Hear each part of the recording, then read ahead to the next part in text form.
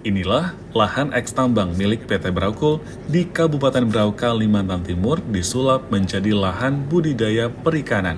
Saat berada di areal ini, kita dapat melihat kolam buatan yang berdiameter cukup besar menampung bibit ikan. Sekilas, tempat ini sama seperti budidaya ikan pada umumnya. Namun, kali ini berbeda. Di tempat ini, kotoran akan diolah menjadi pakan kembali. Karena adanya bakteri yang membuat kotoran ikan bisa menjadi pakan. Metode baru ini dinamakan bioflok. Konsep seperti ini dianggap baik lantaran tidak ada lagi kotoran ikan yang mengendap di kolam hingga tak perlu mengganti air. Tidak hanya itu, daya tampung pada umumnya hanya 250 bibit ikan. Namun dengan metode ini bisa meningkatkan hingga 3 kali lipat. Nah, kalau metode bioflok seperti ini itu bisa 3 kali lipat, Pak. Jadi di sini 750 ekor. Jadi padat tebar itu yang pertama, Pak. Dengan tempat kecil segini 750 ya. Ya, dengan tempat sekecil ini kita bisa melihara 3 kali lipat. Jadi hanya satu tempat bandingnya kan 3 gitu, Pak ya. Itu yang pertama. Padat tebar. Yang kedua, airnya ini enggak ini, Pak, karena ada bakteri yang memakan si merubah fases ikan, kotoran-kotoran itu menjadi sumber protein.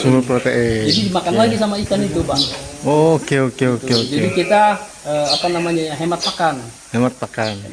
Nah, Menurut Direktur Operasional Braukol Arif Widahartono, ikan yang dibudidayakan kemudian dirilis di kolam bekas galian tambang yang sudah diuji kadar air maupun ikan tadi, sehingga ikan tadi layak dikonsumsi.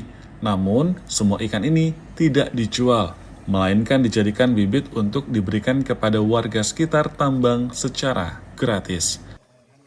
Di tambang itu kan banyak poin, ada genangan, maka kami kalau awal-awal dulu kita beli benih itu dari Samarinda, dari Banjar, kemudian kita coba kembangkan di sini untuk bisa memproduksi benih.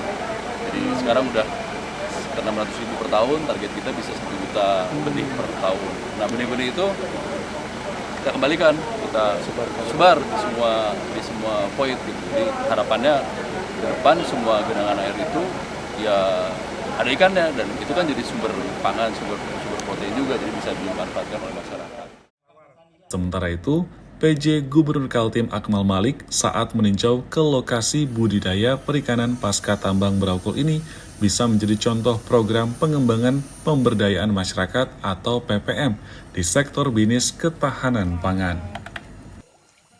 Pasca tambang itu sangat bisa dikembangkan untuk menjadi salah satu basis untuk ketahanan pangan. Ya.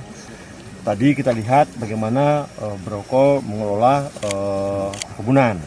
Sekarang kita lihat dia mengelola potensi ikan perikanan dengan mengoptimalkan peran void yang sudah dibangun hampir 11 tahun gitu kan. Dan airnya juga pH-nya sudah bagus 6-7. Nah, artinya tinggal lagi kemauan. Nah, saya berharap sebetulnya pemegang konsensinya lain juga melakukan yang sama. Karena kuncinya memang harus bikin kalau nggak bisa bikin embung. Ya, bikin embung, kan cekungan banyak, Pak. Pemerintah pun berharap perusahaan lain dapat melakukan hal serupa dan mendukung seluruh program pasca tambang di bidang ketahanan pangan. Rijal Mustafa, Jasmine Jafar, Kompas TV, Samarinda, Kalimantan Timur.